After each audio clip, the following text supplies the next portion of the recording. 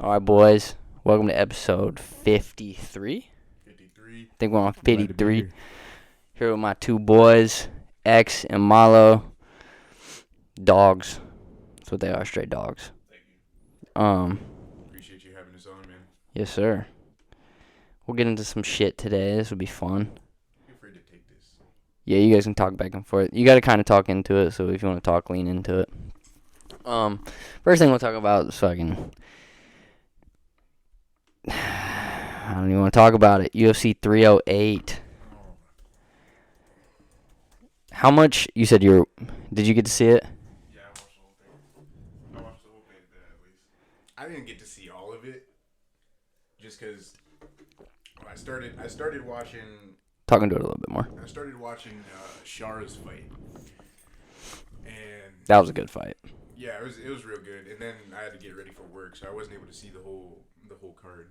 But I was able to see the Shara fight, the Hamzat fight, and the Max fight. Oh, okay. So you missed... Oh. That was the Shara fight was the first fight on the main card, I think, right? Yeah. I missed a couple. Yeah. The Ankalaev fight was alright.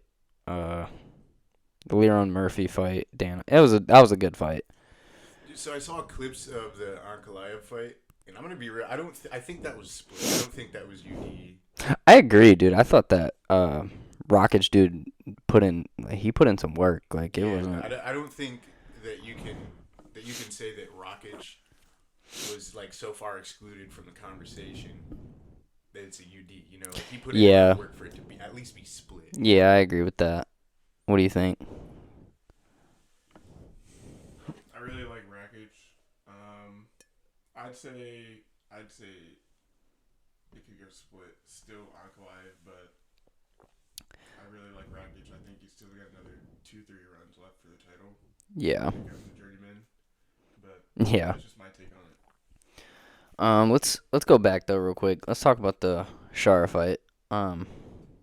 Bro, that fight was an exciting fight. Like that could have been a main event on like a fight night, I think.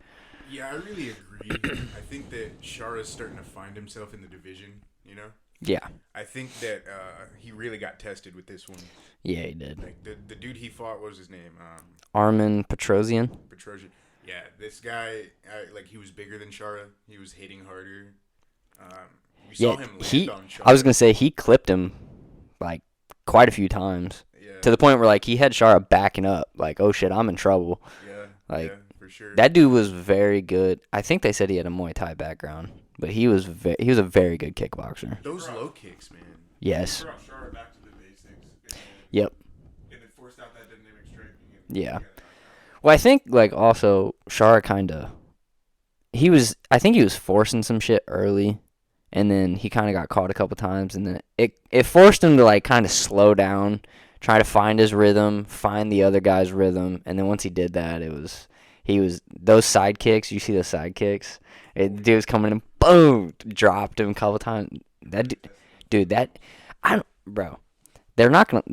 never be able to fight in the States. It's good. It sucks. Like he'll never be able to fight in the States. So I wonder why that is. He doesn't have he's missing an eye. It's United States rules. Yeah. Okay. Like Michael Bisping, when he fought, he basically had to I don't know how he did it. No idea how he fucking did it, but he cheated the entire time. Like I don't know how he did it, but I mean I'm sure it's out there somewhere. I'm sure he's talked about it. But I think it's different. Like if you go blind in my Michael Bisping's situation, I think it's a little different. Yeah, he probably shouldn't be fighting. But in this guy's situation, I mean, I guess I don't necessarily know his entire situation, but from what I've gathered, I think he's been fighting for a fucking long-ass time with one eye. Yeah. At that point, just let him fight. Yeah, so from what I heard, he's not completely blind. Uh-huh. It's like he's legally blind in that eye, but it's not just black on that side. You know what I mean? Okay, yeah, so that makes sense. He just has really bad vision. Yeah. Okay. Yeah. Like you look at his eye, it looks dead. Yeah, it does. It kind of looks like Looks like he's got a cataract. You know? Yeah. But I mean, that dude is a savage. Like that. Dude, he's so good. Like we saw in his first fight in the UFC, we saw him, get tested with his wrestling and everything. Mm-hmm. And he's one of those guys that like he doesn't really care to be on his back because he's looking to do damage. Yep. And I think that's something that's worth talking about is like you can tell when certain people are looking to do damage with their style versus if they're just looking to dominate. You got a Khabib. Khabib smashed everybody with his wrestling. He'd tire you out and he'd mount you and pound you out. But he was looking to do damage with that. Right. That was his game plan. And then you see somebody like what the guy Dylan just fought, what he did to him. Like, what was that guy's name? I can't remember. His last fight before he fought Dylan. Petrosky. Is that his name? Yeah. Something. Yeah, he went for a shot and knocked himself out on dude's hip bone. But like, oh, that's who that was? Yeah. I remember seeing that fight. That was him? Yeah, that was him. Oh no. It was like, he took Dylan down and then just kind of held him, baby shots. But you can but I mean, yeah, I agree. I mean, it's the same thing with like Merab, kind of. Merab's more of like, I'm gonna dominate you. I'm not gonna do any damage. Like, and that's why people don't like styles like that. You know what I'm Bilal, saying? same thing with Bilal. Yeah. I was talking about Bilal the other day. Or was it yesterday? It's like, you have to, like, it's just a testament to how fucking skilled Bilal is. Because the dude's average in everything. Like, he's has no athleticism. He has no power at all. He's never dropped anybody in his whole career. He has no speed. He's got like 1,000 some plus minutes. Strikes. Yeah, no knockdowns. And like, he's still the champ. And he just whooped on Leon Edwards, who's arguably the best striker. Okay. Like, you know what I mean? Okay. I guess I didn't see the fight. I couldn't say. No, I can't say that. So there's I'm just saying, like, caveat though, because they fought at like what would be, I think, like 6 o'clock in the morning or something like that. Hey man, you gotta show up. I'm not It doesn't matter. It doesn't matter the circumstances. You gotta show up. Yeah, you're right, but it's just like, I don't know. I agree with you saying that would suck. Taken into account. But both of them had to fight that same day. You know what I mean? There's always factors. There's always factors, but you gotta show up. Yeah. It's your job. That's like, all right. We gotta talk about that shit before my fight, but we'll get there in a little bit. Bro, I do not want you to think I was hating. No. I don't want you to think What do you mean? that, but it was like I wanted you to have that confidence in yourself, No, I know. It's like, dude, I the way think you that's knocked him out was so vicious. I don't think we've seen many knockouts like that in the amateur. Not at the amateur level, no. yeah. Yeah, I mean, he'll say it, like, it was electrifying. Like, when it landed, it felt like there was so much energy that just went into that building. It was crazy. Dude, It was. You sent his dome into orbit. I kind of felt a little bad. Like, everyone said, like, dude, don't feel bad, but it was like, almost like, it was almost like, dude, those shots were not necessary at all. Like, I didn't know he was knocked out, though. You know what I'm saying? I Like, went through the same thing. when you clean that dude with that left hook, Yeah, I knocked him out with the left hook, and that was nuts. so I went back and watched it, and what happened was, so he threw that teep in the late first. I walked into it with a straight right, and it hurt.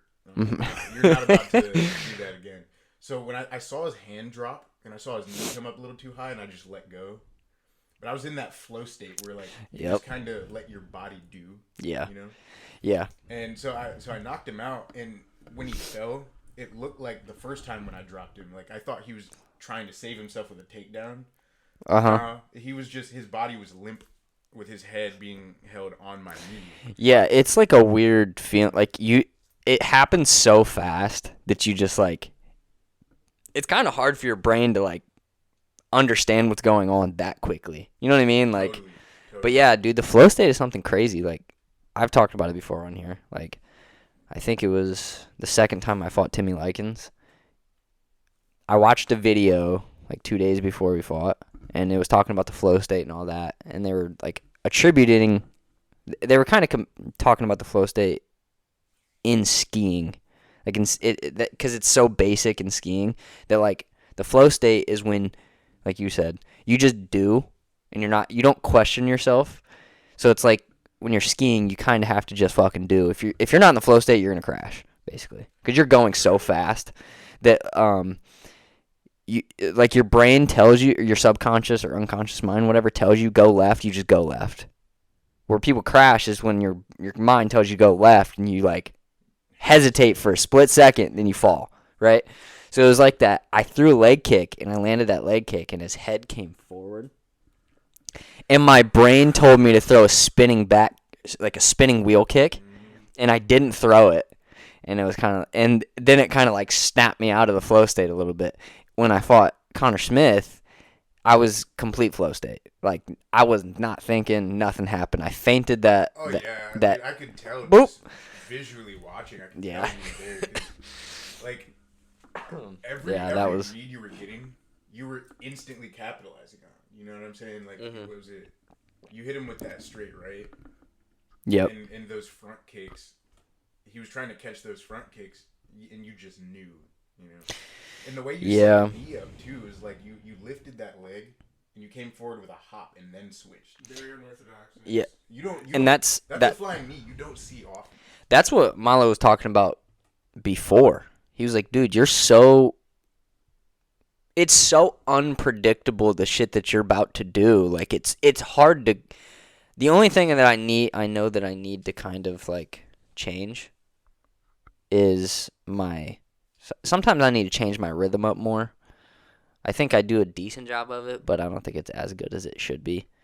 But yeah, that was a crazy experience, I'm not gonna lie.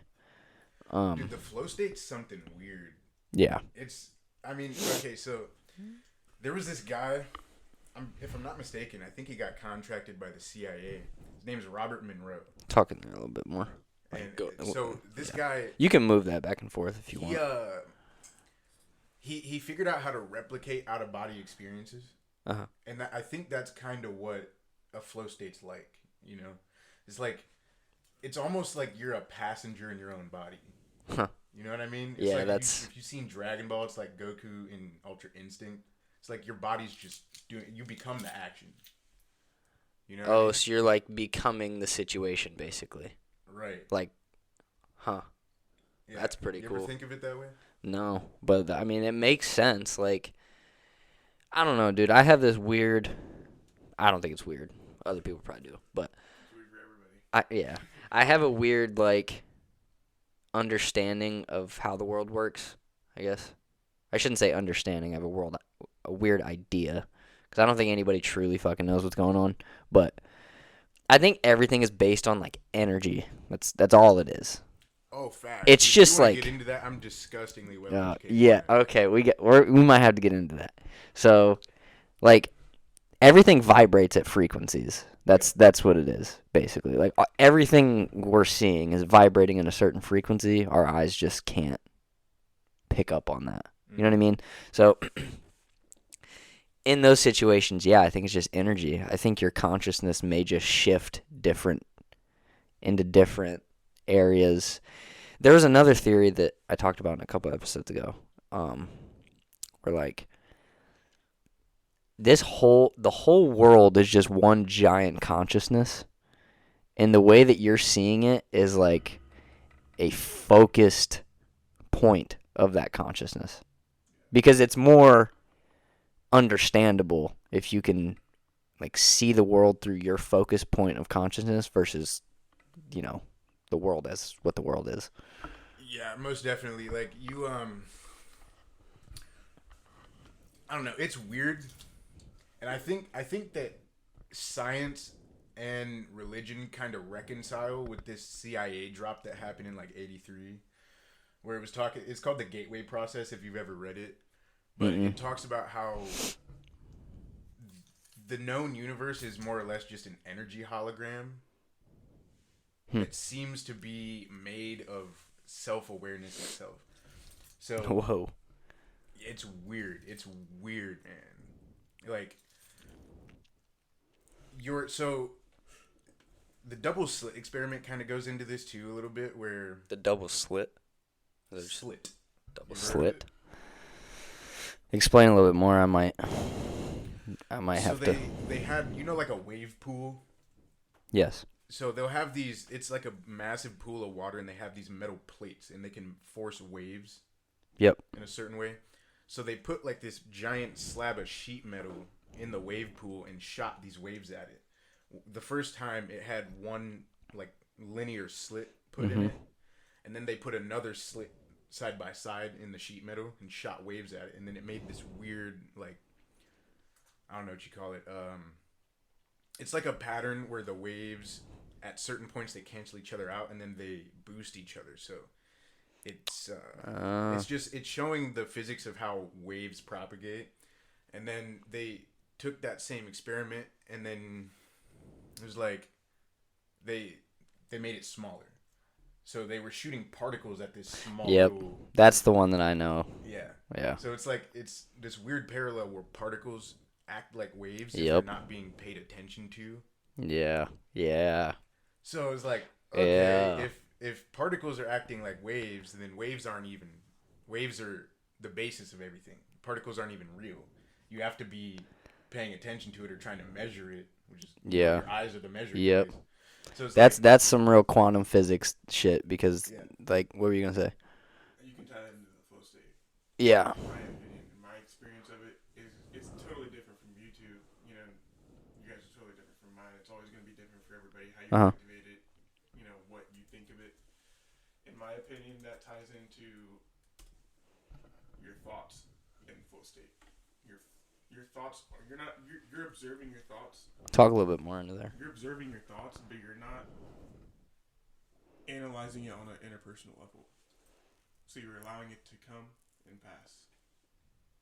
Oh, so you mean you're basically not attaching to your thoughts. You're just letting them flow. Mm-hmm. Huh. Kind of in and out through one ear. And you're kind of just, okay, I acknowledge it. So you're an extreme, when I know... That's like complete detachment. If you really think about it, it's really... Because a lot of people, they don't step out of that base level of consciousness where because so many people are identifying with their thoughts. They think they are their thoughts. Yeah, that's what the Power of Now book really talks about. That's like the essence of meditation, basically. Like, you're not your thoughts. What are you? Sam Harris is really good at that because that dude's brilliant. But it's like everyone is so... It's so crazy. Everyone is so like we just said, they're so attached with their thoughts, their mind. They think their mind is them, but it's not. Like, your mind is... You are consciousness. You are the witness of your mind, basically. You're witnessing those thoughts. Yeah, and that's what the flow state really made me aware of, is you're not everything passing through your mind. You're the one along for the ride. Yep. You know what I mean? And that, if you can separate the one who's watching, this is why, I don't talk about, doing any kind of substances or anything, because I don't, want to advocate for it. But I used to smoke a lot. Mm-hmm. I used to smoke a lot. And if you use it properly as, a medicine or a tool, I think that, you come to that same conclusion. When you're in that state, it's you're separating from... It almost feels like there's another pair of eyes in the back of your head. Almost like dissociating from your consciousness, basically. Like, seeing yourself from it. Yeah, and that's... I 100% agree. I think where you get into issues is, people who want to... We're talking about smoking marijuana, right? Or cannabis. Did you know marijuana is a derogatory term? Did you know that? I had heard that it was derogatory. I was like, what the Mexicans or something like that? Yeah. I was like, what the fuck are you talking about? I was like, what? I was like, everything's got to be fucking derogatory now. It's ridiculous. Anyway, so cannabis. We're talking about smoking cannabis, right? Yeah. I think, yeah, if you use it in that way, as a medicine, as a way of, personal growth, or a way of expanding the way that you think, as in your open-mindedness, yeah, it's a very good tool. However, you have those people who wake up at 9 a.m. and first thing they do is take a bong rip, And then 3.5 hours later, and the thing that they take a bong rip, and then it's just like that you probably should be smoking then. Yeah, it becomes like a form of escapism, you know, where it's like it's almost like you're an autopilot.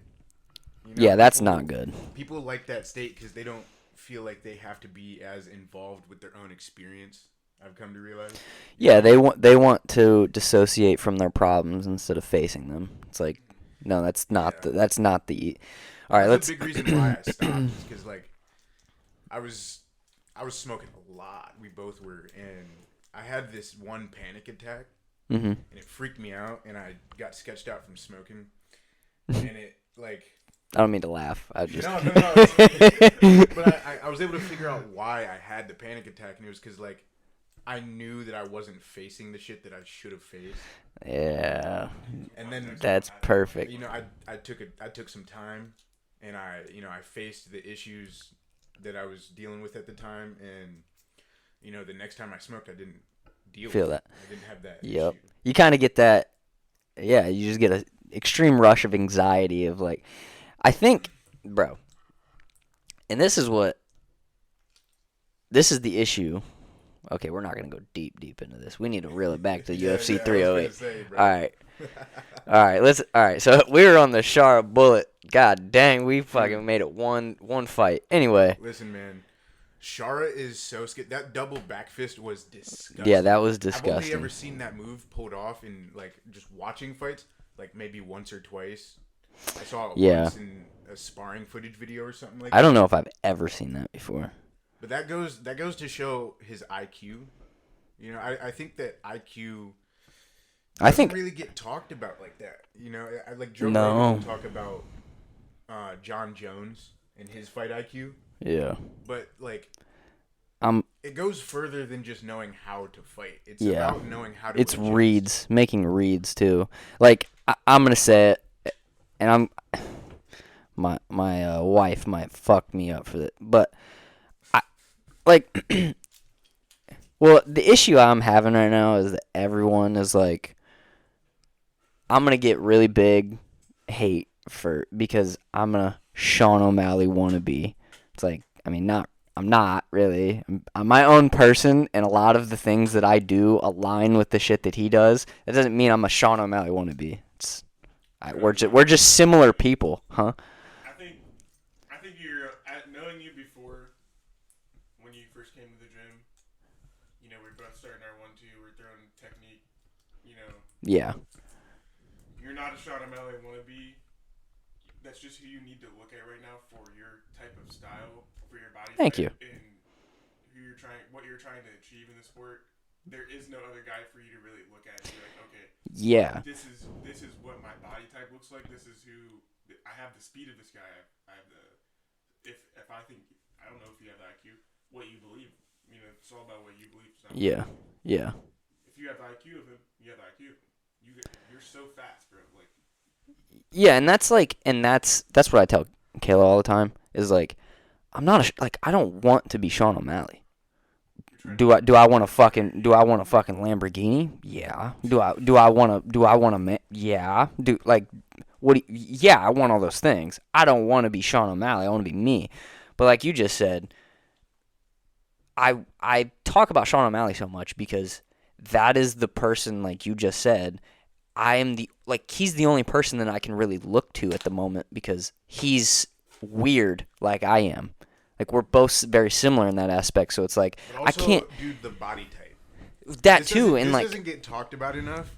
You have to look at that, because if you don't, like for example, you can't be, I'm going to try to find a quick example. You can't be, like, Daniel Cormier, or you can't be me trying to fucking look at Daniel Cormier. Like, it just doesn't work. You know what I mean? Like, to be fair, if you did want to take a more wrestling style approach, you could probably look at Hamza. Yeah. Because Hamza, he's real tall for the weight class. He's so tall it makes him look skinny. But I think the issue with Hamza is that he's so strong and he doesn't give a shit. And he is so, and when I say so, I mean he is so fucking explosive that it's like he's going to come out there, he's going to boom, he's in on a double. But And like, that's a matter of how he trains, you know. yeah, Like you fight how you train. We were talking about this on the way here. Is like my first fight. I went out and fought on my back foot the whole fight. me too. You know what I mean? And Probably there's that many scared of people getting hit aspect. well, it's like I want to land and not get landed on. Yeah, You know, especially your first fight. makes sense. Yeah, It's your debut. Yeah, it's your debut, but at the same time, is like the reason I did that was because defense was my worst aspect. Yeah. So I decided to spend my entire camp working on defense, mostly. You know, yeah, So- which that's fair. defense isn't just because you're in MMA. You have to worry about takedowns, Yeah. and low kicks. So I'm gonna stay just outside of kickboxing range. I want to Right. be able to dictate the pace of the fight. Every way to the second. That's my style. You know, I like slower paced fights Mm-hmm. where I can pick you apart. But you know, if you want to pressure me, I'm gonna shut it down. I'm gonna find the opening and I'm gonna knock you out.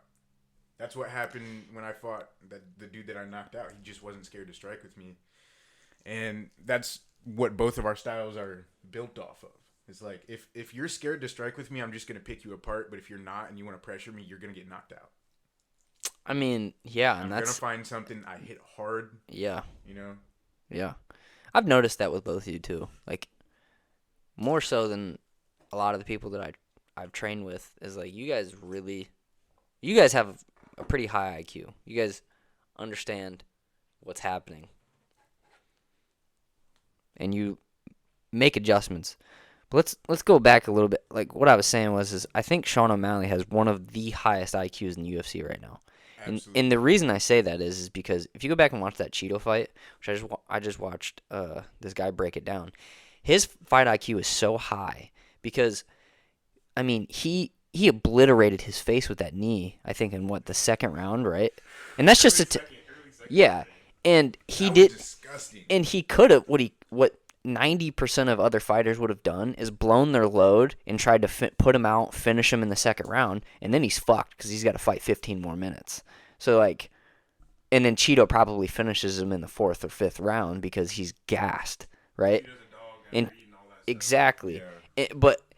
And then he also cracked him, I think, in the third or the fourth, and he did the same thing. He put it on him a little bit, but he wasn't gonna go all out, blow all of his energy. Like and he did the same thing with Peter Yan. Like the dude is very fucking smart, but I think people see the pink hair, the pink Lamborghinis, and the Ferraris and shit, and they think he's just an idiot. And it's like, no, this dude's a savage. Dude, Like this, he's a marketing genius. If you think Yeah. about it, he's just like Conor McGregor in that aspect, where like he's not afraid to be himself in the media, Mhm. you know, and he's a goofy guy. yeah, I think, but and I You think can't take that away from No. how skilled of a fighter he is. no, but people try to.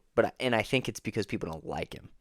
People don't like him because it's kind of like he's just not a normal traditional fighter, and it's like, okay, well, I think that's the issue, right? People put fighters in a box, and it's like, okay, well, we're not in a fucking box. There's a reason why we step into a cage and fight another grown ass man who trains, right? Yeah, Like yeah, you got to be a little totally. bit fucking crazy to do that, right? Like, But I like mean, I told you before you fight, fuck the image. You know what I'm saying? Like exactly. you're you, and at the end of the day, you can't change how you look, or you can change how you act. You know, you can change your mindset and all that, but you can't change who you are at a certain core. You know, like.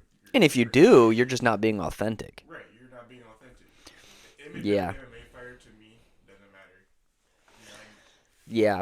Well, as a marketing thing, you know, on the side, like where you're like, you know, you have to take certain parts of it seriously. It does matter, but yeah, the image, as in like interpersonal levels, to me, it doesn't matter. I agree. You know, I'm just me, bro, and Yep. I do it.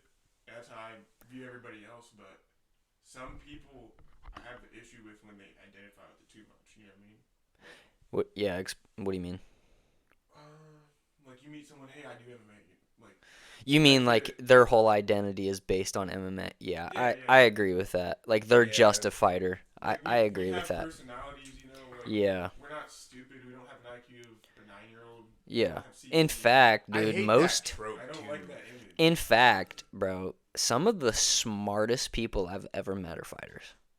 Dude, Chael Sonnen's got like 2 degrees or some crazy shit like that. I mean, I'm in pharmacy school, bro. Like, Yeah. And I'm not saying degrees determine your intelligence. And the reason why I say that I think fighters are some of the smartest people I've ever met is because you can go, okay, you go into some of them. And we could talk about the difference between a fighter and a martial artist, because I think there's a fucking fat-ass difference. And I see it a lot. You got a fighter who thinks they're badass and all this shit, and they still have a fat ego. And at some point, that shit's going to get taken away. And yeah, I think at some point, if you do it long enough, your ego is going to get, your soul's going to get taken. Absolutely. And if you have an ego, I don't know if you're going to be able to bounce back from that. You know, I think that the perfect description of that in terms of personalities would be like Eddie Alvarez and Conor McGregor. Eddie Alvarez is a fighter, and he's a dog too. You know, he's a champion.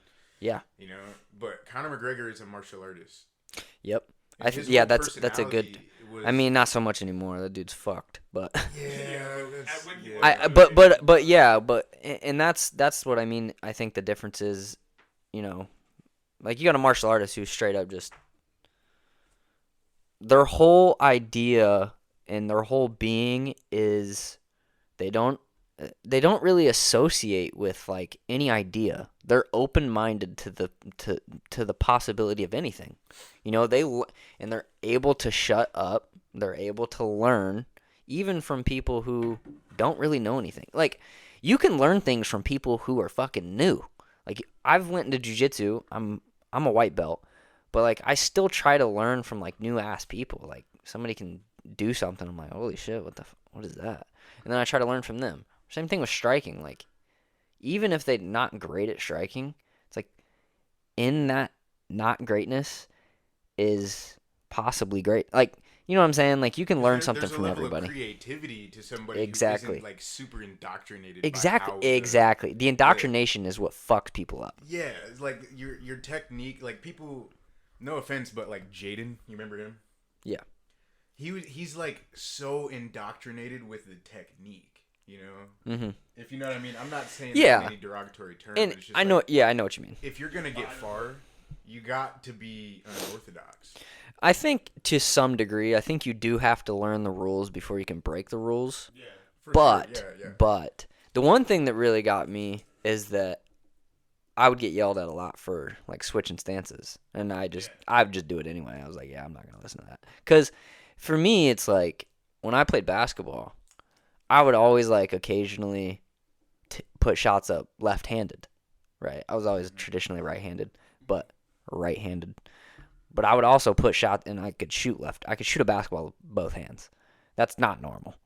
And the same thing, like my thought process is, okay, if I could shoot a basketball left-handed, and if someone's traditionally only fighting somebody who can stay in one stance, why the fuck wouldn't I do both? Right, especially with calf kicks being such a big that's nowadays. an issue now too. Your legs compromised. Right. You haven't had hours of training. Like, dude, exactly. that actually happened to me, but I wasn't trained in a southpaw stance. So yeah. I was fighting down in Troy, and I checked 2 leg kicks. Like I checked them hard too, but he threw another one that I checked. I checked it at the ankle, but the foot like wrapped it up and around and hit me in the nerve, shut my movement down. It was just one kick, man. And you know, I wasn't able to fight in southpaw, so I just kind of stood my ground and wore him down. But yeah, those things are I think dangerous. It's important. I think that learning both stances is important to the game. I was just trying to tie that, like exactly what you said. Like we could leave it at that. Like the indoctrination of learning things. Like I read a book that talked a lot about that, and it was Bruce Lee, basically Buddhist ideas that if you like associating with an idea is basically the death of knowledge, right? Because if you like want to defend that idea controls you, and then you are no longer open-minded to the other possibilities, and you see that everywhere. You see that especially in the healthcare systems, because people don't want in politics especially. In the world right now. Dude, have you guys listened to the Trump Joe Rogan episode. Yeah, Got I watched to. it. There was some They areas both of where the I kind of like spaced out a little bit, but I yeah. watched I mean, it was a 3 hour. I haven't seen all of it, but like that guy's smart. He's very smart. Like both of them. Like their ability to understand those ideas, and his ability to think through those ideas. Like Trump's ability to think. I'll probably get shut off YouTube for this shit, but his ability to understand the issues at hand and to kind of like, here's the fix. We have a fix. But I also notice like he takes aspect, and this is what I think a good martial artist does too. He takes aspects from every other country that he thinks that they're doing better at than we are, and he's like, maybe we should implement that. Yeah, I really appreciate that too. But it's like you said, you can take that concept and extrapolate it out. You know, like I was watching like pro Tekken gameplay, right? And some of these characters, bro, like the fighting games are always like larger than life. You know, you're never gonna see anybody pull any of that bullshit off. Yeah. Somebody get knocked up in the air for 3 seconds and juggled. That's bullshit. But you know, I've seen a few moves that I've tried in sparring and I've been able to pull it off, you know? Yeah. And it's really weird that I'm watching a video game about fighting and I'm able to use some of that. That is cool. That is cool. So I'm keeping my mind open. I'm not trying to be, I'm not trying to be boxed in like you said earlier. I don't want to be that kind of fighter that's one-dimensional, you know? Because you see some guys like Pereira. You see some guys like Khabib or whatever. They're really, really, really good at one or two things, and they just force that into play. Yeah. But Bruce Lee said something where it's like, he said, "Be water." Yeah. You know, if you can adapt to any circumstance, you're gonna be the one that has the edge. You know. Yeah. I mean, I completely agree with that. I think that's. Yeah. I really ain't got nothing to say. Dude, so who ended up fighting after Shara? Because I didn't. We had Leron Murphy versus Dan Ige, and that was a really good fight. And to be honest, was that the dark skinned dude? Yeah, Ige is the dude who stepped in to fight Diego Lopez on like 6 hours notice. Now that fight, that dude's that was a great savage. Fight. I didn't get to watch that fight, but I watched it. Leron Murphy, bro, is good. Very good, but so is Dan Ige, and I personally think that shit should have been a split decision. That, in my opinion, I could be wrong. I mean, you can always say one thing after you watch the fight, and then it's like you go back and rewatch it, and you're like, okay, yeah, I saw that way differently the first time. You know what I mean? O'Malley Yan. I thought O'Malley won the whole time. Dude, I'm still, like, every time I watch that fight every now and then, and I come up with different answers every time. It was dude. It's I could have so seen close. that fight going either. I'm not saying Sean O'Malley won. It's like I think Sean O'Malley won, but I could see that fight going either way, no matter what. And I agree. Like, there's been a couple times where I've watched and I was like, damn, dude, Jan might have won that. Dude, if you go back and watch that fight, given some time, I think that's going to be a Hall of Famer fight. Yeah. Because Petr Yan is no joke, and I think both of these guys at that time were absolute masters of the sport of MMA. Yep. And Sean O'Malley's only gotten better. We've seen Petr Yan kind of taper off a little bit. Yeah, I agree. I think that might have been his peak. Have to do with his age. That might have been his peak. Maybe. It could also I don't know if anybody's like kind of. It could be his confidence, you know, like. Confidence is huge in the sport. You know, yeah. I mean, you could have a guy that sucks, and he just has outrageous confidence, and he could still win fights. You know what I mean? Oh yeah. So. Dude, Diego Sanchez, my bad, versus Clay Guida. Clay Guida is trash, but they dogged it out, and Clay almost had him. Dude, Diego Lopez used to be a savage. He used to be good. Or, I mean, you know what I mean. I just did the same. Diego Sanchez used to be a savage, bro. Yeah. But I think he's still fighting, isn't he? Yeah, not the UFC though. Yeah, I think he's in a different organization now. But speaking on confidence, look at what's his name? Borrachina, Paulo Costa. Look at his career Yes. up until he got beat by Izzy. Dude, he was destroying everybody. Yes. And then Izzy fucked him up one good time, and he just hasn't been the same. Nope. It's that aura. It is. It really They is. say aura, but that's just, it's a confident field of self-knowing around you. I think it's also like ego. Like obviously you have to have a certain amount of ego to like fight. You know what I mean?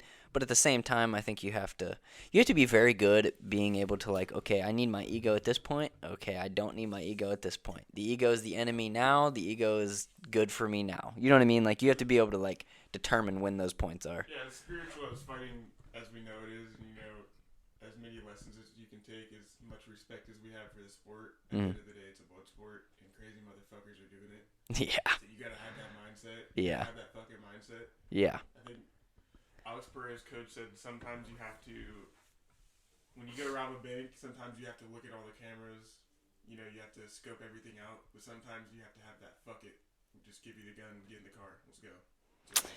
Yeah, that's a good analogy. I like that. Yeah. I fucking like that. Like sometimes, like we gotta tread cautiously, do our work, do our due diligence. But other times, we gotta just get to fucking work. Yeah. You know what I mean? I like sometimes that. It doesn't matter about what the cameras say, or we gotta do our shit. Yeah. Dan The Igue's last fight, did you see him knock out Andre Fili? uh So I thought that he might have a good chance of knocking this guy out that he just fought. I didn't see. He the fight, dropped but I saw him. the card. He dropped him. He did. Yeah, first round. Shit. Because like he threw this overhand when Fili went to go load up a kick, knocked him out. Mhm. And I think I did. I saw it. I'm not pulling it. I got you. Yeah, man. Like him and Ilia Topuria have a similar kind of style where it's like, they're shorter for the weight class, so they have to use pressure. Yeah. And I think eventually this style is going to get cracked, but heavy pressure styles seem to be really, really popular right now. You notice that? It's very successful. It is very, especially like if you're a good wrestler. Oh no. And if you like, dude, Ilia is a nightmare matchup for anybody because he's so good at wrestling. He's a very good black belt in jiu-jitsu, and his boxing is immaculate. Like it's clean. Yeah, I think right now He's so with the good. new gloves, the striking is more dangerous because I think you can even do that. You can even have that pressure style without wrestling. Because not saying Pereira doesn't have wrestling with jiu-jitsu, but look at him compared to GSP, and here's just some examples of the pressure. Carlos Prates. You could even That's a good say Volk. You could say Ilia. You could say Brian Battle. You could say Yep. Khabib. You could say Bilal. Yeah. All the current champions right now, they have some type of pressure. Yeah. I agree. I mean, yeah, makes sense. The problem though is like, all right, let's go to the Magomed Ankalaev versus the Rakic fight. That's another pressure fight. Yeah, I mean, Rakic looked like he was just on the ropes the whole time. He was just on the ropes, trying to get off the ropes, and Ankalaev was just pressuring him, pressure. But I've been hearing this little thing. Well, two things. One, that Alex Pereira is scared to fight Ankalaev. Let's just set the record straight. None of those guys at that level, none, and I'm saying none. None of those guys at that level are really scared to fight anybody. I don't think. In my No. especially Like, once you get to a certain level, man, it's like you realize everybody has the ability to finish you. yeah. Pause. Especially Pause. especially Alex Pereira, who's arguably the scariest dude on the planet right now. Like, that dude's not scared to fight anybody. All right? Secondly, everyone's been saying that this Magomed Ankalaev dude's going to go in, shoot, take him down, and just wrestle him the whole time. And I was watching that fight, and I was like, this dude didn't shoot a takedown one time. On a rack that choosing above average kickboxing. Yeah, I was like, one time. Like, And Yeah. that's what DC was saying, too. DC's like, everyone thinks he's going to go in and shoot on Alex Pereira. No. This dude thinks he can knock Alex Pereira out. He's going to stand and bang with him. Yeah, Which I don't think, I do not think is a good idea. But he just fought Johnny Walker, you know, and let's look at his record real quick. his fight with Johnny Walker the second time around. Yeah, he slept him in the second. It's not just a matter of Johnny Walker having a questionable chin, you know. Damn, they went to a draw? The first time I thought it was a Draw? the first Oh, time it was no a draw. I thought it was contest. No contest. Yeah. Illegal Well, it says draw, no contest. That's weird. But yeah, like, he knocked out Johnny Walker, and I don't think that's just a matter of his questionable chin. I think that he's legitimately skilled with the hands. I think he is, too. I think that if Ankalaev can start... if he can start checking kicks, I think he's a real problem for Pereira. Yeah, I agree. He's tough. He's never been knocked out. So when you have that chin of never being knocked out, you know, you can withstand a little bit more damage. I think that Pereira, he's a scary guy, but it's not just him having retard power. Right. You know what I mean? Like, it's the way that he combos his IQ with his kickboxing. Yeah, just his kickboxing. I saw a breakdown. What was it, Friday or some shit like that, a couple days ago. Basically, just the way he sets all of his stuff up is very cerebral. Like, he just knows what he's doing. It's crazy. That dude's very smart. I can't wait to watch that fight though. I mean, I don't know who's gonna beat Alex Pereira. It's gonna be tough. Like, the best guy that I thought, or the guy that I had the best shot, the guy I thought had the best shot, was, to be honest, was Khalil Roundtree. And he did a very good job for 3 rounds, and then he just got busted up. Like he was cracking Alex. I mean, he was cracking Alex. He dropped him. Yeah, I mean, like, he was doing work, but at some point, like, he just had, it was kind of like the same thing I thought with Max and Ilia. It's like, power really just trumps all, because how are you going to fight for 25 minutes and not get clocked once? That's a very tough thing to do. And if somebody has absolute nuclear power and they touch you one time, you're going to go out. You know what I mean? Like, dude, Ankalaev head kicked somebody who had a high guard up and knocked him out. You know, power's no joke. Yeah, no and joke. like, but I think that there's, in the martial arts community, I think this deserves to be talked about. Is like, if you don't have the body type for power, there are ways that you can get power out of your strikes without necessarily being a powerful man. Because let me tell you this, I can't bench 170. Really? Dead ass. But I'm knocking heavyweights out. Damn. But before, Xander helped me learn how to get power in my strikes, and also watching Pereira help me, because I'm a strong dude. I'm a big dude. I'm 220. And I can't even bench my body weight, but I'm also a martial artist. I don't need strength. Yeah, that's fair. I don't need strength to have power necessarily. I don't think it necessarily translates 100% either. Yeah, it doesn't translate, and it's all about the technique and how you're using your body, how you throw your body. Yeah. You know, how conditioned is it? That's all. These are all factors. Now, don't get me wrong. I think lifting is good for health, but Yeah. I don't think it. I agree with you. I don't think 100%. You don't need to be benching your body weight and, you know, gaining all this muscle in martial arts. Yeah. Because Yeah. if you're really in it for the long run, you should be getting your body weight as low as it can be with, you know, a decent amount of muscle. Yeah, It's all I about agree. cardio. It's all about oxygen. Yeah, cardio's. Yeah, getting your body to use oxygen in the best way is. It's gotta be optimal. Yeah. Yeah, that's one of my biggest insecurities was my cardio for the longest time. But I went to the LFA and I fought that guy. What was it? Melvin Javel. That dude, I mean, he trains with Pereira and Glover Teixeira, you know. How was that? That was cool.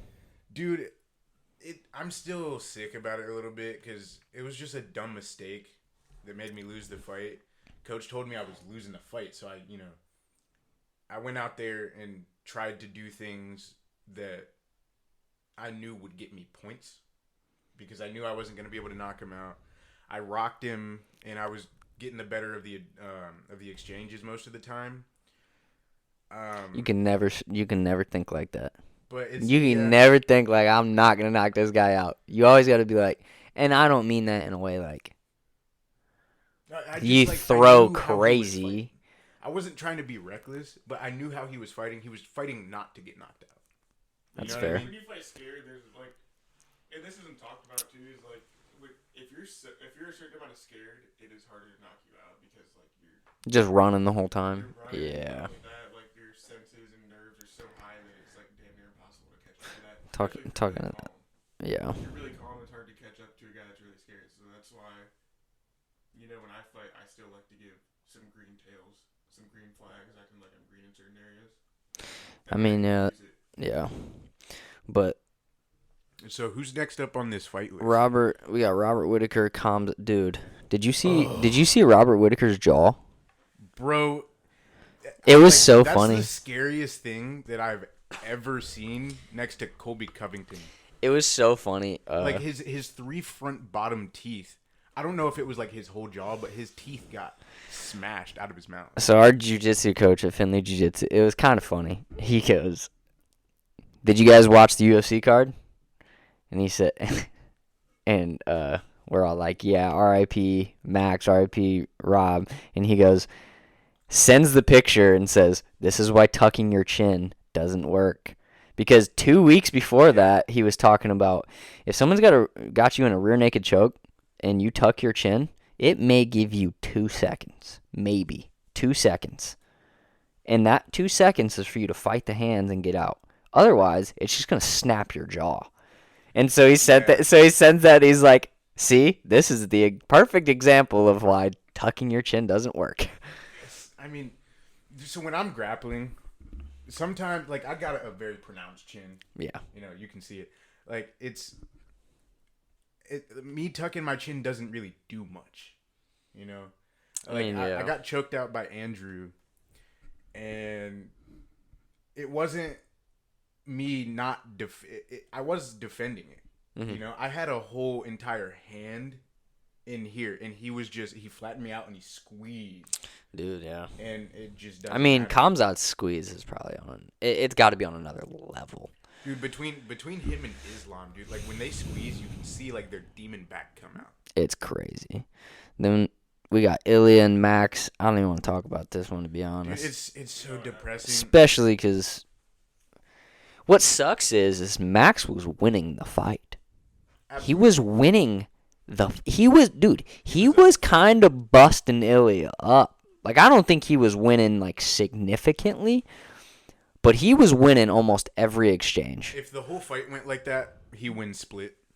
But here's the thing. I could see that. A lot of weight. He's bringing a lot of muscle and power down.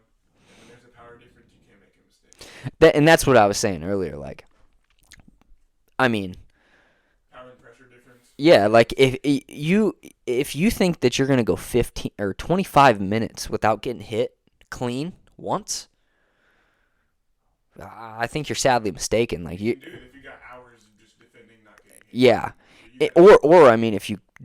But the thing is like Max isn't necessarily known for someone to like. He's not. I mean, I may just sound fucking stupid, but what I've seen Max, and I haven't seen Max's whole career, but like I've seen a majority of his career. He's not someone who's a great counterpuncher who's going to just drop people and knock them out. That's not who he is. He's a volume puncher, and he's going to bust you up the whole fight. He's going to take shots, and he's going to give you shots, and you might not handle the shots that he gives you. He's very good. The thing is like he's going to get cracked. But his whole like thing is he doesn't get dropped or knocked out. Right. But if you have someone with unbelievable power like Ilia, you're going to get hit once. And can you take that shot one time?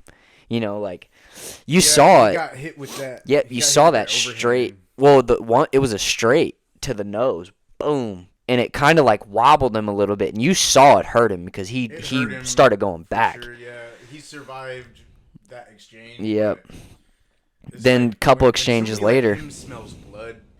He's coming forward. You're not, yeah. Like unless you get some respect back with some dangerous shots in the clinch, which he did throw. Yeah. Max did throw. He threw that knee. Yeah. He did. There's not really much you can do. It just sucks because, did you guys see the judges' cards? No. Two judges had a 2018 Ilia, and I was like, you're fucking high. I was like, Max won both of those rounds, and he was arguably winning the third until he got cracked. I was like, yeah. I was like, this is insane. Have you seen the score criteria for kickboxing? It goes strikes, landed, significant strikes, and then Are you talking about like the grading? So the most important to strikes landed, significant strikes, and then it goes pressure and aggression. So if you're judging a scorecard and you're putting more importance on something like pressure, like that's the stupid. Whole fight, dude. That's stupid. Like just because I'm walking forward and throwing at you doesn't mean that I'm winning the fight. If that's the case, then Chris Moutinho beats Sean O'Malley. Right, which is just completely because I mean illogical. that doesn't even make sense. Like, and I know that's how some judges score it. And it's like you're an idiot. Like, how about you come in here and do that to me, and I'm gonna knock you out cold? You know what I'm saying? About like, that after practice what are you talking about? Like, the judging system in MMA needs to be changed. I was talking about that with one of my friends last night. Like, it's real. I guess the PFL has a pretty cool system. I haven't seen it. I'll have to check it out sometime. You know how it works? I guess they use like a computer system that's like, I don't know. What I think they need to start doing is use AI. Is what I think they should do. See, I don't think that's a bad idea. I think they need to use. I definitely think it takes the human element out of it. Well, you still need to have judges, but I think you need to use AI to kind of like, okay, this is what AI thinks. This is what we think. Let's determine it from here. AI would show. Say what? It'd be a good comparison, in my opinion. Yeah. You know what I mean? Like, Yeah, like what? AI Like would show objectively what happened. exactly. You know, There, no it bias, takes the nothing. complete subjectiveness out of it. Well, I mean, I guess it would just take. So I think that'd be a good idea. But I really like Joe Rogan's thing. Like, you got to get rid of the boxing system. The boxing system does not work for MMA because it's a 10-point must system, and the 10-point must system was based on 2 limbs, not 4, and not takedowns and jiu-jitsu and all that. And because the other thing is like, you know, I hate wrestlers, so it just pisses me off when people like, you know. So if I get taken down, right? Like, let's say we're in a pro fight, somebody takes me down, and I'm elbowing the fuck out of your face. And you're in my guard, and I'm elbowing the shit out of your face. You win the round because you were on top? What do you mean? So I think. where the punch for guard advances, submission. Yeah, exactly, and that's why I think they should have some, like, it should be graded on, like, what situation it's in. Like, if it's striking, okay, you have striking judges.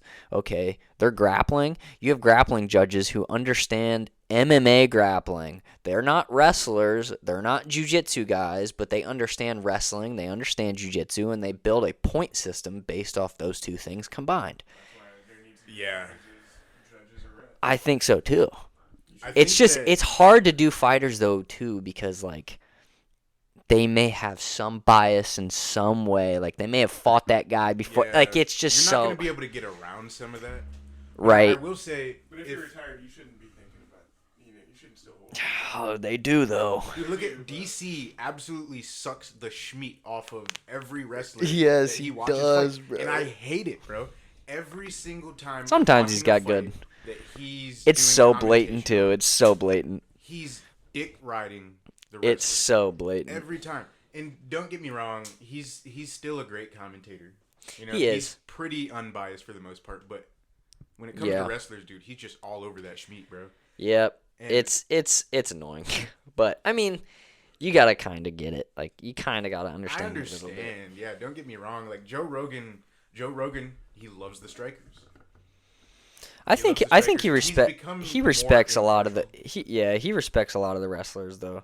But I do think I don't know. I think Joe Rogan's one of the most like impartial guys, to be honest. I think over time he's become that. Yeah. But like, going back into UFC history, he didn't used to always be that impartial. Yeah, because he himself I could comes see from a that. striking background. So Which I makes understand. sense. Which makes sense. Same thing with DC. It's just, when it's your job to call a fight, I think that's why Joe Rogan's so good, is because he brought that element of having such an intimate understanding of the sports that get combined. You know, like he's explaining to a normie casual what's happening if you don't understand. You know, if you're not a fighter yourself. Yeah. Like trying to get the knee or the shin on the inner thigh to be able to pass. And I think they need to do that more. Like, I would say so. I think some of them do a really good job, but some of them need to, like, okay, right here, they need to do this, blah blah blah blah. Like, okay, here and some of them do a really good job. Like, did you see I remember last card before this one? Which one was that? It was I think it was 307. It's not ringing a bell. Dude, who okay, fought? so who was fighting? I can't remember who was I fighting. definitely watched. But the wasn't referee, these guys were clinching. Oh, it was Alex versus Khalil. No, this was the exact fight. It was Ihor Potieria. Was it on this card? I don't know. I don't think so. I think it was the card before. But it was Ihor. Oh no, it Potieria was 307. Cesar Almeida. Yeah, that's yep. That was on the prelims. I mean, Cesar Almeida looked like he was winning the fight. You know, Potieria had some moments, but whenever they clinched, oh my God, I've never seen anything like that. The ref would let the clinch happen for like 5 or 10 seconds and then split them up. That guy should have got fired for that. What do you even mean? No. And I agree. I get that they're two strikers. And I agree with you can't do that. It's MMA. If you're up against the cage, controlling somebody, that's it. You're controlling them. If you're controlling them in working, well, I think they're trying to make it more exciting. And I mean, yeah, it's supposed to be exciting. It's a fucking fight. But some fights are boring. Like, and I agree 100% with what, I agree with 100% with what Joe Rogan says. It sucked for me, but, like, if you get taken down and you're mounted and the round ends, well, you start the second round mounted. That's how it should be, because we're not judging 3 separate fights. We're judging one fight. You know what I mean? Like, this is a fight. This is one fight. This isn't 3 separate fights. That's really controversial.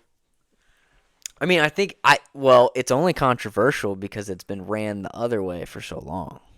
Yeah, it makes the most sense. It makes the most sense. But it's controversial. You know, because, like, that's... If you would have had that system when... I mean, I think Alex both Pereira kind of... and Izzy fought the first time. Yeah. Izzy wins that fight. Izzy doesn't get knocked out. Izzy wins that fight. He would have tired Pereira out enough to where he would have been able to either knock him out or point him out. Yeah. I mean, it's tough, but that's how it is. What's one of your dream fights that you'd like to see? See? Yeah, like with fighters active right now. Only active fighters. Yeah, not Conor. I don't think he's coming back. No. And if he does, I think he does boxing. I don't think he does MMA again. He did say he was going to fight Dan Hooker. That'd be a badass fight. Fuck. That would. I think he goes in the bare knuckle. I think to be honest, though, if I'm being real, I think Dan Hooker fucks him up. Okay. I love Conor, and I like Conor. Can we talk about the downfall of his career for a second? No, let's not get into that. No, okay. I'm not talking about like drugs or anything, but I do just want to say everybody thinks that the downfall of his career was the partying. No, the downfall of his career was going to boxing. Yeah. That toasted him. If you notice, when he came back after fighting Floyd, his style had completely changed. Flat-footed, plotting. Heavy not on the front not foot, moving. Boxer style, not moving. It ruined it. Now seeing that, do you ever think that'd be an issue for us? Because I never thought it would be. It never has been. Well, I think kind of. What in terms of what do you think? Like how we'll take boxing fights, MMA fights. That I took a kickboxing fight. You know, I haven't noticed a significant. I think it depends. I think it depends. Yeah, because so like. Share me your experience.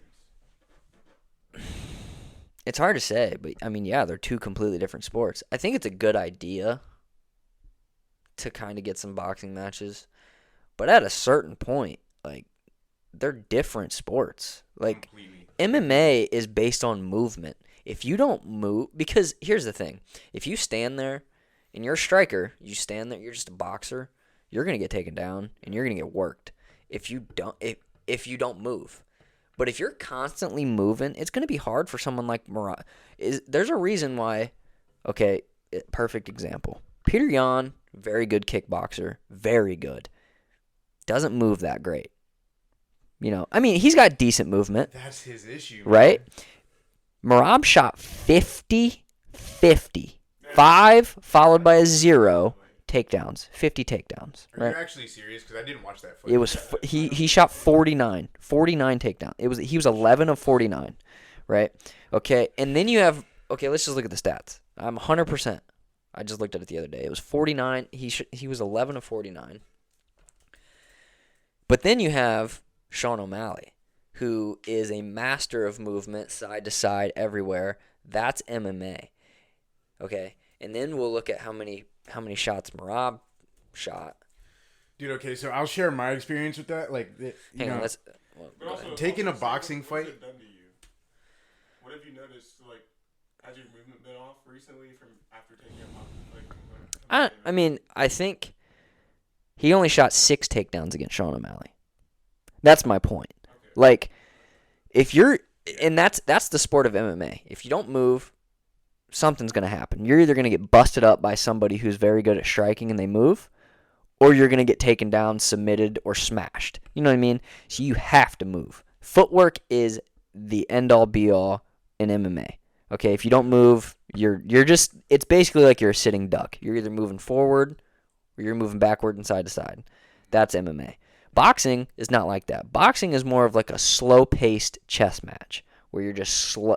Boxing is slow. Whoever fucking tells you different, they don't know what they're talking about. I'm also an amateur. I really don't know what I'm talking about either. But from what I've seen, okay, is that like boxing is a slow-paced chess match. Most boxers, they take 4 rounds to figure the other guy out, and then once they do that, they start putting it on him. You don't really see a whole lot of guys bouncing side to side, feinting a lot. You don't see that in boxing. You see that in MMA. You got that Ben Whitaker guy, but he's like yes. He's got like MMA style footwork. He's exciting. He's exciting. He like mixes it up a lot. He's got like the drunken style, and then he'll like feint a couple. I like his shit. Yeah, he's good. Everybody likes to not have that opinion on him because he's green, but I think he's excited for being green. Yeah, I mean, well, and I think a lot. I just don't think boxing's in a good. Boxing sucks, to be honest. Yeah, I mean, I used to like boxing when I was young. My stepdad put me on to Mike Tyson. I watched Mike Tyson's last few fights. Oh, really? Yeah, because his last fight was in, 2005? Something like that. I watched a couple of his last fights, and he was just a household name growing up for me. June 2005. I had a boxing video game. Was it the Undisputed? It was like, the old OG Xbox shit? Yeah. Yeah, it was that. I think I have that on the new Xbox. Is that the one with like I forget that dude's name. The Snow dude, what's his name? Oh my yes. God. Isaac Frost. Yes. Yeah, bro. I've never beat that. I deleted that game, dude. That shit was so hard. I couldn't beat him. I beat him. I whoop his ass. You beat him? All the time, and then he's like, "Nah, come to fight night." I get on fight night, and he whoops my dude, ass. That game is so hard. But anyway, do you guys do any reading? I want to talk about that a little bit. Yeah, I got a small little library. I just started the book How Patriotic is the Patriot Act. I saw that. I don't want to get too deep into it. Let's not get too deep. Let's not get too deep into it. Just tell me what you've been reading. You've been reading that. I've been reading that. I'm almost done with The Art of War. It's taken me a while because I really wanted to make sure that I absorb all the information. That's a tough book to understand. But my buddy Ryan, so he works for this like subcontracting group of people that do moving for like auctions and stuff. Mm-hmm. And like he'll move people's homes, he'll move auctions, he'll move like business gear from different business buildings and whatnot. But there was a Freemason's Bible that he was able to get his hands on. He got his hands on 2 of them, and he gave me one of them. Super interesting. That's pretty fire. Yeah. I don't really know the history that much about Freemasons and shit. I kind of want to. I don't either. I mean, it doesn't seem to be any different of a Bible, but I do find it interesting. We both have 2 Freemasons in our lineage. Oh, really? Yeah, our great grandpa on one side, and then our great grandpa on another side. Well, our great uncle on our other side. Real interesting. Malo, you got any books you're reading? I'm not really reading up the book. It's more like just education. Black's Law Dictionary. Just figuring out some laws. That book is weird, bro. That book is weird. Yeah, like I'm just trying to further my own education by myself. I mean, yeah, that's everything that has to do with laws. that's pretty badass. That's what I've been in. Not really like reading any storybooks or I don't really like fiction. I don't. What would you call it? Literature? Yeah. Literature stuff. Okay, I like Also fiction. trying to further my vocabulary, I like fiction. That's a good thing to do to like have as a good vocabulary. I have a poor vocabulary. I say like a lot. I say the F word about every other word. It's kind of hard. I've been recently trying. That's why I'm into literature because I've been trying to Expand. My conversational skills right now are very boxed in. Yeah. And I'm just trying to break out of that right now. Yeah. I read a lot of like self-help books. I can't stand that like phrase, self-help. I mean, technically, I guess it's kind of like. I'm not gonna lie, it's kind of cringe. Not the fact that you're reading the books, but just the title. I know, it's like, bro, why are they called self-help books? Like, this sounds weird. I don't know. I just enjoy it. Like, I enjoy learning how to eat healthy. Yeah. How to better fortify my mind, I guess you could say. But do you guys do any like meditation or anything? See, so I've been asked this a few times, and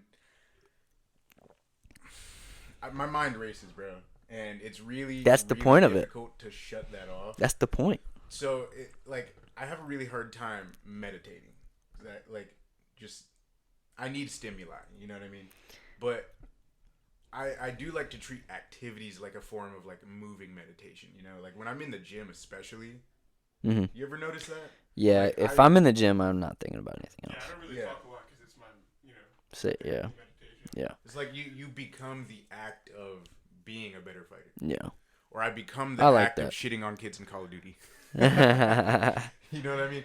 But I think that just about anything can be a form of meditation if you treat it like that. Yeah, to a certain degree, for sure. Especially like if you're doing something like with your body movement and in nature. Yeah. Anyway, go ahead. I'm just on the lines of that too. That's kind of still the word that I don't know. Oh, my bad. Yeah, you should try and meditate. Just sit down, 5 minutes. I think people get scared of meditation. My mom says the same thing. I'm like, dude. I think people get scared of meditation. They'll not like scared. Maybe that's a bad word, but like they already have a preconceived notion of going into it. Like, I think a lot. I can't shut my mind down. Instead of just doing it, just do it a couple times. If you don't like it, you don't have to fucking do it again. But I'm telling you, because I'm like that too, dude. I think all the time. But like, I meditated for 30 minutes this morning. It's tough. Like, you're never gonna go 10 minutes. Like, you might meditate for fucking 30 years, and you're still probably not gonna go 25 minutes without thinking about something. Like, meditation is not. Yeah, well, like, meditation is not thinking about something. Meditation is the ability to control, not necessarily control your thoughts, but like, okay, you're breathing, your eyes are closed, you're noticing the thoughts. Okay, this is how I think. Okay, bring your thought back to the breath. Then you're thinking about the breath, and another thought comes up, and you're like, okay, I'm thinking again. Bring it back. That's meditation. It's like, I think that's people have a misconception that meditation is just not thinking the whole time. Do you feel like it's more you consciously guiding your thought process back to a point of intent? Yeah, it's being conscious of what's occurring in that present moment. It's not I like, feel like I do that in a bunch of different ways. It's like, like if I'm at work, one of my coworkers says some dumb shit and it annoys me. I'm like, okay, well, why is that annoying? You know? That's a form. That's like I do these kinds of like small things. that's all a the good time. thing to do, like for sure. Sometimes, dude, somebody would piss me off, and I'll just look at him like, bro. Like, what would happen if I strangle you right now? Yeah, You know? bro. So you D- said there's people who don't want to meditate. You already just said they've already told you they can't. So what's the point in convincing them when they've already set their mind? I'm not trying to convince them. Just No, I'm like, not saying you're convincing no, them. yeah, I know. You want them to try something that they've already convinced themselves that they can't do. That's called closed mindedness. Exactly. Yes, sir. I mean, I'm not saying I haven't meditated. Yeah. I personally find my ways of meditation in the shower because I like to take really long showers. I think everybody's No shit, different. dude. But- God. Let me explain. So, like, I don't really like go just sit in a tree or meditate. That's not how I meditate. I like to do that shit in the shower. Little Jack before. I like to turn the shower on and literally just sit there. Bro. That's fair. I mean, That's how I do it. some people like. I know they've done studies that like the shower is like a safe place for people to That's just how be I able feel, to. Like, if I'm in my Yeah. room, it's not that I don't feel safe there. It's just like I know what you when I mean. have water It's on me, like I a. just sit there and Yes. it's That's easier. bro. I like want to be in nature. Like I want to go into a forest and just meditate for like 20 minutes. That'd That's be the thing so where badass. That's Um, I feel you. Do you guys do any like deliberate cold exposure? I'll do like at the end of my shower. You know, like I'll Yep. turn the heat down and Yeah. see how much I can take, and then try to, as Yeah. long as I can. Yeah, that's pretty far. We got our mom actually just got us a little blow up cold plunge thing.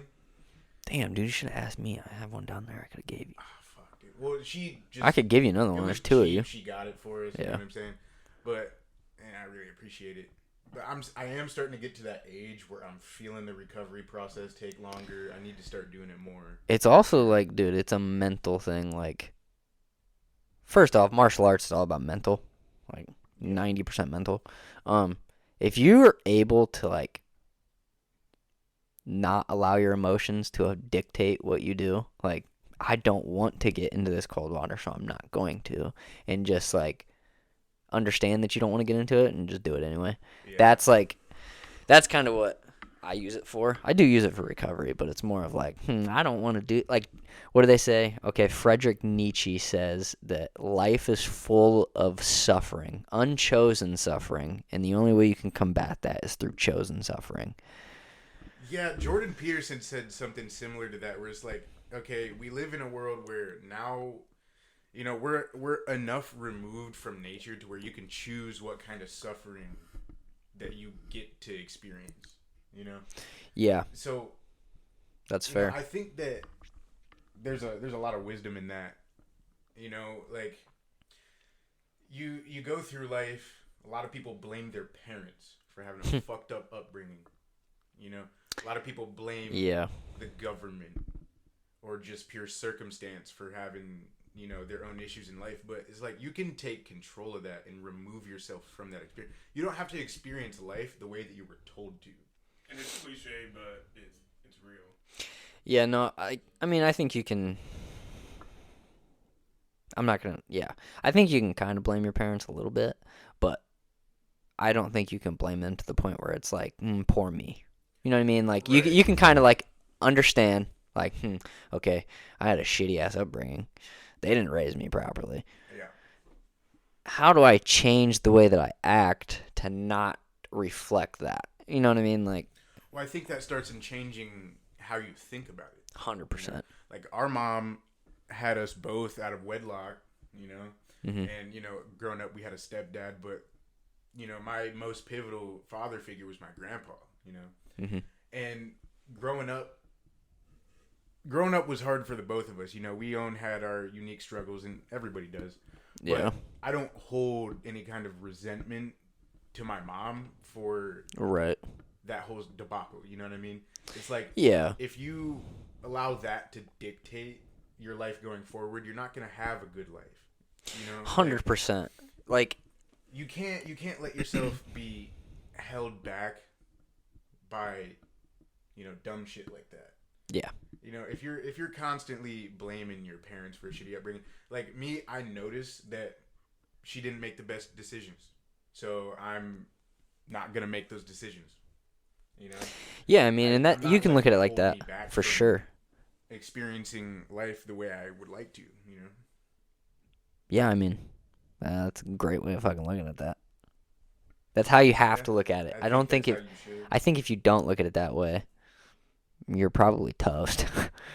I mean, eventually you might look at it that way, but looking at it that way so young is, and also like putting yourself in your parents' shoes. I'd almost guarantee that most of them did the absolute best that they thought that they were doing. You know, they did sure. the best with the knowledge that they had. It wasn't like they were intentionally trying to fuck you. You know what I mean? Like there's no shot that they were doing that. And that goes for pretty much everything. You know, like when you look at life as people doing the best they can with what they got, you tend not to get flustered by a whole lot. Yeah. You know, I'm a pretty nonchalant guy. I let a lot slide. I used to be a real bad hothead. And I'm like that sometimes. I've changed for the better so much. It's really hard to describe. You would have had to know me 15 years ago. You know what I mean? Yeah. But yeah, I think that's a big driving point in my life actually is like wanting to break, I guess, generational curses is what they call them. I don't want to follow this lineal pattern that's laid out.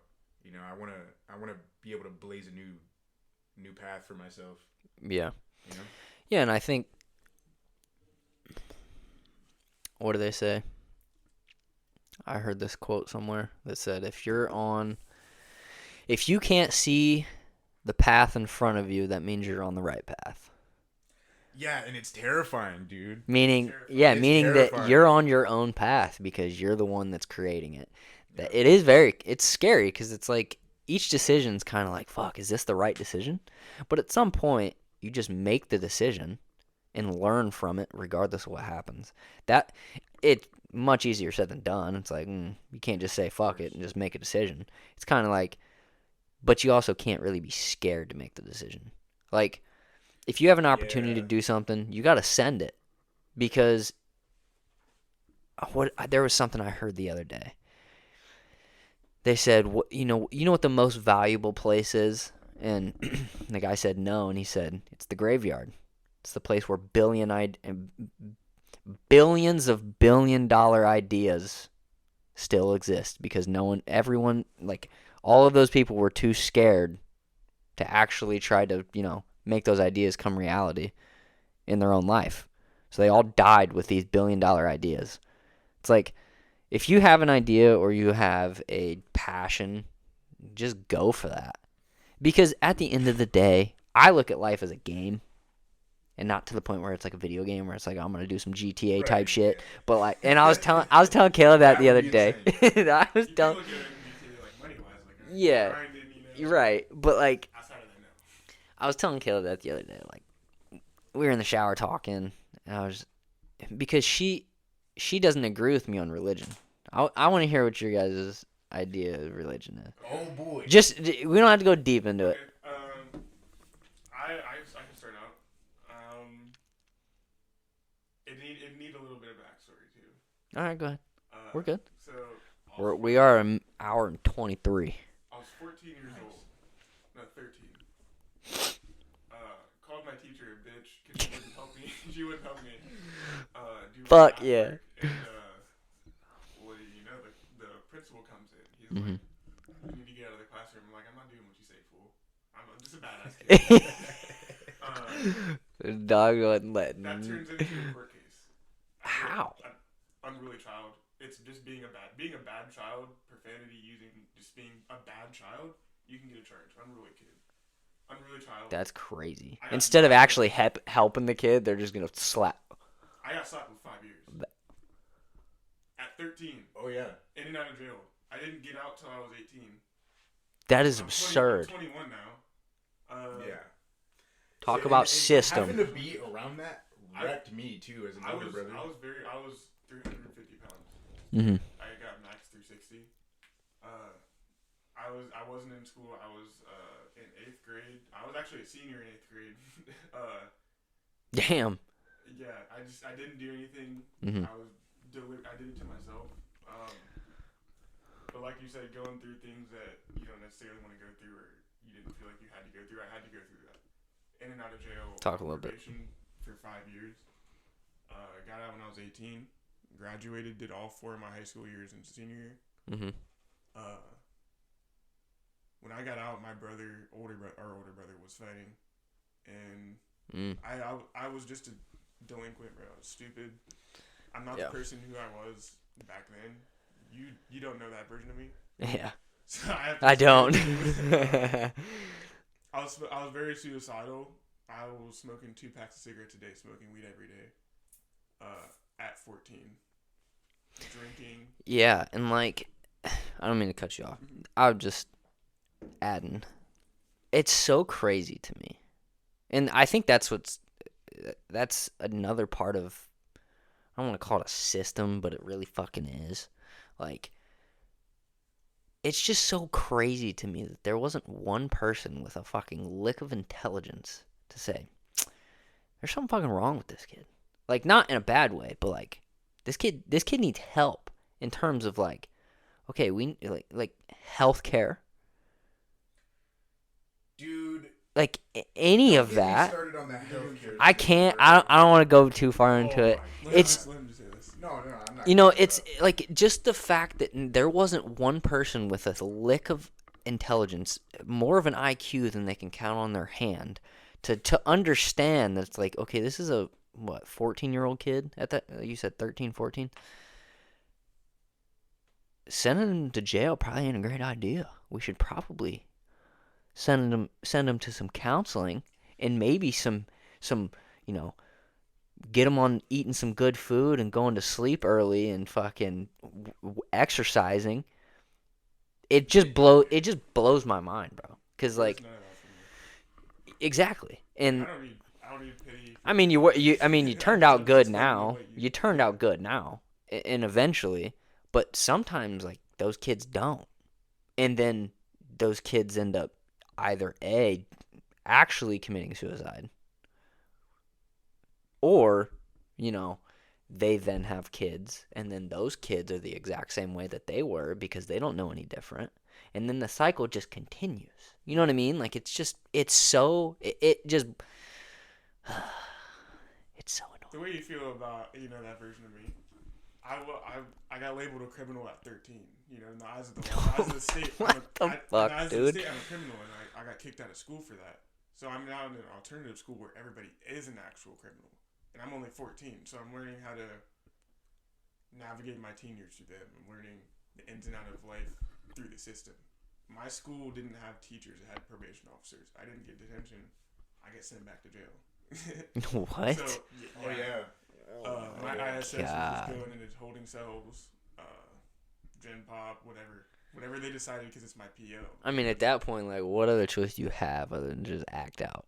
Right. You know what I mean? There's no other option. In survival mode, there's no. Jesus. You have no at rights, 13. And That's when I got out at crazy. 18, my brother was still boxing. There's so much order in jail. I had seen how he was on a cut. Yeah. He was very just determined to fight this guy, and I'm just like, well, I've always watched boxing. I like how focused you are. Yeah. Even though you have other shit going on, even though you're starving, I got what I'm going on. As your little brother, I can't just help but notice, even though what I got going on, you're so focused. Yeah. So I went to the gym. Everything else is history. I've changed who I was. Yeah. You don't even know that. You've never known that. Yeah. Yeah, I didn't know that. Probably couldn't even. I couldn't tell that either. No shot. I've changed everything in who I am from martial arts. Yeah. And you've met the person you are today, and it's totally 180. Well, I think, and that is that's the beauty in martial arts. If you're a martial artist, if you're a fighter, it doesn't really change you a lot. You have too big of an ego. But if you're a martial artist, I think combat sports is one of the, and that's why I think every single person should have to experience martial arts. I think it should be taught in schools. I think so too. I think that should be the baseline teaching for everyone, because it's like the idea of doing hard shit is very important, because it allows you to understand, confidence in yourself. It allows you to, like, realize, okay, and develop confidence in yourself. It allows you to understand that you have the ability to go through hard shit and come out the other side. Not just that, is like doing things that are difficult. It's good for you. You know what I mean? Like, yes, there's an area in your brain that when you do something you don't want to do, that area grows, and the they associate that anterior area with the brain. The anterior mid-cingulate cortex. All right, there we go. Yeah, anterior mid-singular cortex. Okay, so that's the part of the brain that they associate. Now, I don't know if this is actually like what they say it is, but they say that they associate that with the will to live. Yep. They say that it's smaller in obese people, larger in healthy people. It's smaller in, like, lazy people. Like, David Goggins is probably, like, the entire size of his brain. Yeah, it's probably his whole brain. It's just, I don't know. That's just so wild to me. That's why the healthcare system needs fixed. That is the exact, like, that is a perfect example of why the healthcare system needs fixed. And also the judiciary system too, because I think the healthcare system sets the precedent for that. Because if you don't have kids eating shit food, you don't have kids in situations like, and I don't mean like at home it's hard to, but if you go to the doctor, okay, obviously there's something wrong with this kid and he needs help. You take him to the doctor and their first question out of their mouth is, okay, what's the kid eating at home? And then they give him a list of shit that has red dye and dyes and artificial flavoring. He's like, okay, well, the kid might be acting out because of all of these things are like screwing with his brain. And his brain may have, like, it's just a natural reaction for this. It's not that kid's fault. Sugar. Dude, sugar is bro. Horrible. Okay, so I was watching this guy on Diary of a CEO, and he was talking. That's about a good podcast. I love it. And people were this dude was talking about how glucose and fructose, they have the same calories per gram, but the body treats them differently. Yep. Fructose, different molecules, is treating it. Your body treats it like an alcohol, and glucose, your body needs it so much to where if you don't get it through diet, your body will just produce it. So yep, having gluconeogenesis the glucose molecule is massively important when it comes to the body. Fructose, not at all. Well, I think so the when thing you get all these different kinds of carbohydrates. Well, I think the thing that people break down into those it's like a modified sugar molecule. Yeah. So when you eat a lot of carbs, you're getting addicted to an artificial sugar without even knowing it. Right. Well, the issue is also something with the healthcare system where they manipulated the diet of the American. They said that, carbs the food pyramid. Like 50, 60, the food pyramid. Yeah. There was a guy, his name's Callie Means. The dude's a genius. He's actually like working with RDK and Trump to try to get this shit fixed. He basically he said that the food pyramid is arguably the most lethal piece of document in the history of documents. No, the issue is that what you were saying is true, but fructose is very important as well. Fructose is important. The problem is because fruit is fructose, like that's the sugar that comes from fruit. Yeah. However, and this is what people like misinterpret is that the source of these things. Okay. Yeah. So if I eat an apple, that apple has a certain concentration. Let's look up concentration for the people who don't know what concentration means. Oh, I need two hands.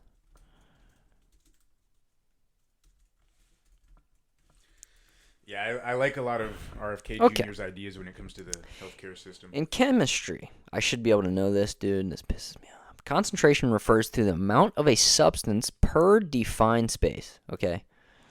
Usually it's molar. Let's look up molar. Dude, I haven't had chemistry in a long time. This pisses me off. I didn't even take it. I was very good at chemistry. Anyways, moles is molar concentration is the moles of solute per liter of solution. Okay, so that means whatever you have inside of water usually. Anyway, so what they don't talk about is that the fructose in an apple or fruit, other types of fruit, has a certain concentration of fructose. Well, when you get it from soda, that concentration is astronomically larger than the concentration of fructose in the fruit. Yeah, I think the dude was saying something about how like the human adult can only metabolize like 12 grams of fructose per day healthily. And anything further than that, your body kind of like treats it like a poison.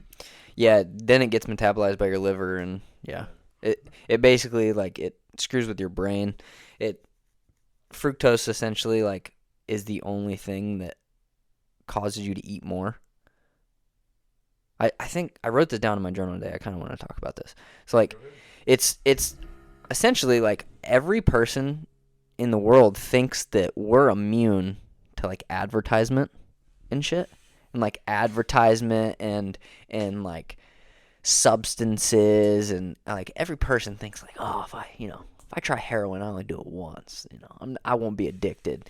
If they think that they try, that's false. Like there are scientists who are a lot smarter than any of us who have literally orchestrated the ways to manipulate your brain to want their products. So these food scientists have done the same thing. They've literally... symbolism everywhere is huge as well. Yep. Symbolism, the subconscious shit, like... Yeah, that's what I mean. Like, dude, you'll be on YouTube and you'll see ads, right? And like me, when I'm consciously thinking about it, I'm like, dude, fucking ad. I'm seeing this so often, like you're making me not want to buy the product. It's annoying me. But, you see so many McDonald's ads over your lifetime that you'll be driving past one and... you could eat, so go on the drive on some fuck it type shit. But like there was a guy, he put up this PowerPoint or whatever, said these two circles were the same size after saying that they were different sizes, and everybody agreed that they were different sizes. And it's like you can manipulate people at the snap of a finger just by telling them something that even if it goes against their instincts. It's not hard, especially when you involve substances. Yeah, and like you're things is the thought process. Exactly. I mean, yeah, that's a beautiful way to put it. Especially like you said, when you add, especially things like sugar, which has been known, it's scientifically proven that it's more addictive than cocaine. Yeah. I don't know about you, but and it's bringing it to that state you talked about where you're just needing food. Yeah. So you're in a perpetuating cycle. Yeah. Again. And then you just keep like they've well, and the issue was when the tobacco companies bought essentially what happened was tobacco companies purchased the two to three biggest food corporations in the world. They took the tobacco scientists and then they put them into the food industry, and then those food scientists, then they became food scientists, and then those food scientists orchestrated food to make them more addictive like they did tobacco products, and now we're here. Dude, is it not insane how easily all that went down, dude? Like, all you have to do is have enough money to pay somebody to publish a document, and then that gets treated as fact. Dude. Where was the resistance in all of this? There wasn't any. There wasn't any because everybody's out for a profit. Like, that's why I think that in politics right now, I think that a lot of people have a big issue, like in the elite community. I think they have a massive issue with RFK Jr. because he's gonna dismantle that system, where that dude's very smart. The food, they can use the stuff that we drink. Well, here's the thing. I think you need. Well, I hear all these people talk shit about capitalism. I'm like, it's not capitalism. What we're in right now is not capitalism. What we're in right now is an issue. Like, this is straight up dystopian. I don't remember, dude. You talk to my girlfriend, whatever you want, fiance, about it. She'll talk to you all day about dystopian fiction. She loves it. But the issue is not capitalism. People want to say oh, capitalism is evil. Well, it's like either way, like this isn't capitalism. If you're too much in a free market, you know what that calls for? That calls for monopolies. You know what the healthcare system is? It's a monopoly. Yeah. If you have so like really, it's not capitalism. It's too much of a free market's a problem. But then if you have too much of a like control, it's either socialism or communism. Those are much worse. Okay. I would like to rebut that. What do you mean? Okay. We might have to cut this off soon. We're at an hour and 40. Oh, that's fine. But I think that the system we have is not perfect, obviously. But I think we could be much closer if we were to integrate more of these outside kind of ideas. You see, like something like the Holocaust is treated as like the backbone for our, our moral. That's not too far off. Society, And so, like, we have a basis of like objective evil that's been committed in the past, and we don't want to step anywhere near that, right? But if you look at what happened during the time of the Weimar, it's just like us. You have all kinds of hedonism and just it's moral decay is what it is. Yeah. So I think that you need to attack the root of what allows that to happen. And then if people have, a higher sense of moral standing, I think that a lot of this corruption is less likely to happen. It's gonna happen still. But I think it'll be less likely. Yeah, but I agree exactly with everything you're saying. Like if you have a whole group of people, then the people who are corrupt, they're the outsiders. So then they're the issue. Then they're like, what the fuck are you doing? You know what I mean? Yeah, 100% agree. And I think it was kind of like I don't want to say hate. I don't like religion. This is the last thing we'll say because, like I said, we're at an hour and 40. I don't even know if I should upload. But I don't like religion because I think it was made. I think God's real. I like spirituality. I think all that's legit. Religion, I don't think is legit. I think religion was used to kind of like create idiots. However, I think the idea of taking religion out of the school systems was a big mistake because it forced those people to just not have any morals. If you have religion in there, it kind of teaches backbone. Morals, moral backbone. If you have that moral backbone, then you have a society with morals. If you have no morals, then like you said, you just have social decay, and then the society collapses because nobody gives a fuck about anything. Nobody has a backbone. It's just. Have you ever heard of the rat utopia experiment? This was an experiment that was run like 30 times. Maybe. Where they had given like 8 pairs of rats, so 16 rats. I think the Modern Wisdom podcast referenced this. Yeah, so continue. Basically, like there's a series of stages that it goes through, where like as the population grows, people become more and more antisocial. There's less of a sense of community, and and then you step into a stage where it gets so bad that the rats stop having kids.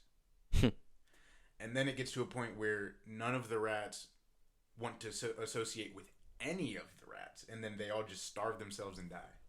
Wow. It's kind of terrifying because you can see parallels with it if you look a little deeper with what's going on now. The birth rate dropping. Yep. You got a bunch of blue-haired crazy people running around talking about stuff that they don't know because they can't step outside of a victim mentality. Like they need to be a victim so that it gives their life purpose. Yeah. And it's just another form of antisocial behavior. And it's another cycle that they feel they need to be comfortable in life. Yeah. Religion, if you think of it from a 1% of mind spec, it's needed as a control mechanism to keep the greater good, whether or not you look at it from a religious point of view or not. I'd say to a degree. Well, I think it forces people to close their minds because it's like, you can't think like that because that's against God. You can't go get tattoos. That's against God. You can't do psychedelics because that's also against God. You can't expand your knowledge of these things because no, those are lies. God, I would, if I could ask God, my thing would, do you give a shit about all these things? And I would almost bet his answer would be no. I think his answer would be, I care how you treat people. I care about if you see yourself and how you see yourself, and if you're trying to improve yourself. I think he cares about self-awareness and trying to know yourself and how you treat other people. And if you're trying to achieve the goal that you were supposed to achieve. That's what I think he gives a fuck about. I agree with you. I believe in God, but I don't believe in the church. I don't. believe in the American church whatsoever. It's a business. All of it is. I have my own relationship with God, and so do you, and that's what I believe real Christianity is. And there is no I go to church, give my tithings. Yeah. I don't believe in the church. I have my own relationship with God, and that's for me to judge. That's for nobody else to judge. Yeah, I think it's... That doesn't mean I can't do the things that I'm going to do either, though. There was this quote, just to end it on, that I saw or heard somewhere, where this guy said that somebody had told it to him. He's like, everybody has a piece of God in them. Yeah. But it's a matter of who sees it first. Yeah, it's good. Yeah. Let's end it on that. Yeah. Thanks for having us on, bro. Yep. You guys have any... That's episode 53. What are you guys' social medias and shit? bzrkrwhite at Instagram and just Xander White on Facebook. Mine's going to be Malo Mitchell on Facebook, therealmalo on Instagram. Yes, sir. I'll put those in the link too, most likely. So, appreciate it, guys. It's episode 53. I'll see you guys in the next one. Deuces.